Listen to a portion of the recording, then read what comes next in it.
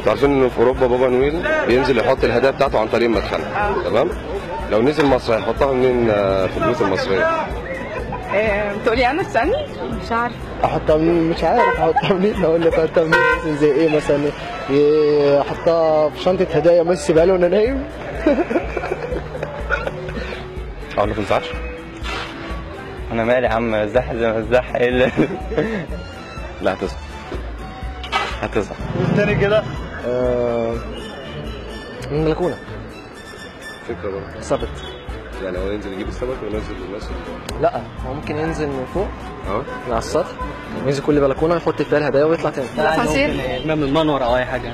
ايوه ممكن فعلا. طب ما هتنزل في المنور تحت. وهم بقى عشان بقى الشقق اللي تحت فاهم، وهو من فوق طالع بقى كده وهو رامي فوق. كليه تجاره بقى وكده، فتفكيرنا حد قوي. ما شاء الله. مين اللي ضحك فينا؟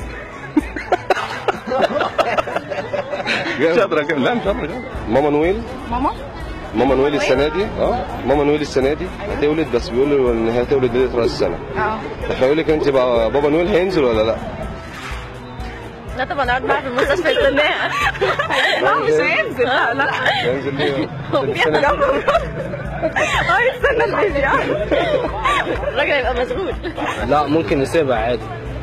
يسيبه ينزل عادي يسيبها هو ينزل يوزع على بس هو يوم بيستناه كل سنه. بيسترزق فيها.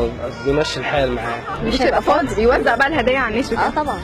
فكتر خيره بقى والله. لا يوزع الهدايا، مراته بتولد. ايه يا ماما؟ ايوه بس عامة الراجل بطبعه ما بيحضر، يعني دايما بيبقى في شغله وفي كده دايما. اصلا الراجل مالوش اي لازمه.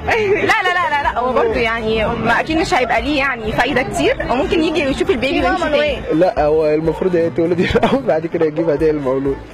يعني مش هيجيب لنا احنا هدايا؟ لا هو هيجيب لنا ليه؟ احنا ما يعرفناش اصلا عشان يعني مش هينزل اليوم ده؟ لا مش هينزل ساعتها، هيكون مهتم بماما نويل عشان بتولد. لا المفروض هو ينزل يعني، ده بس انا هتيجي مره واحده لكن ممكن تولد تاني يعني عادي. ايه اللي تجيبك ده؟ انا معايا سفندي تاكل؟ سلام. الموضوع صعب جدا والله، مش عارف اعمل ايه. بابا نويل تعبني معاه والله. اصعب حاجه شفتها النهارده والله، تعبت خلاص. انا جبت اخري. يا ترى مين اللي جاي عليا النهارده؟ تعالى يا ريم، تعالى يا بوحه شوف الموضوع ده. على فكره كان معايا واحد والله نفسي يقول كلمه في الموضوع ده. مين؟ استاذ وحيد سيف. خلاص جيبوا لنا الحلقه بقى. حاضر اجيب لك واحد. يقول لك بابا نويل ايده مش كل شوية ناس يمين كده يا جدع. والله بابا نويل فيه ايه؟ يقول لك بابا نويل تعبني خالص، اخباره وهو واقف. والله بس خلاص.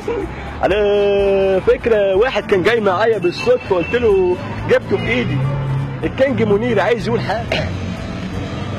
يا بنتي يا مول مريالة كحل، يا شمس هلا طلة من جولة، لو قلت عنك في الغزل الأولى مسموع عليا ولا مسموح لي. شكرا يا عم على الحوار ده، ويلا بينا بقى كل سنه وانتم طيبين.